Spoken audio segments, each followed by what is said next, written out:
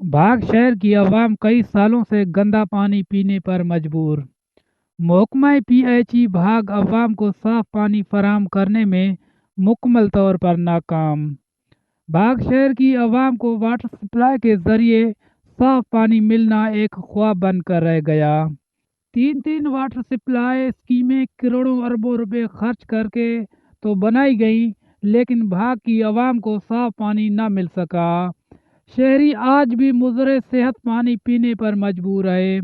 हालांकि इस अरसे के दौरान मुतल्लिका महकमे के बाला अफसरान समेत अमला बाकायदगी से तनख्वाहें भी वसूल कर रहा है।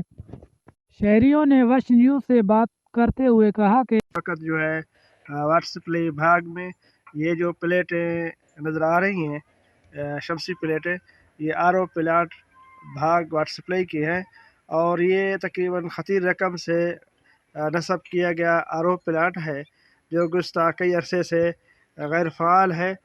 महंगे टैंकर के ज़रिए पानी ख़रीदने पर मजबूर हैं और वो भी खुले तालाब का पानी है। उसके पीने से, मुज़र सेहत पानी पीने से आवाम काफ़ी बीमारी में मुब्तला है। मुज़र सेहत पानी पीने की वजह से यरकान, हेपेटाइटिस, पेट की दीगर बीमारियों में मुब्तला हो रहे हैं।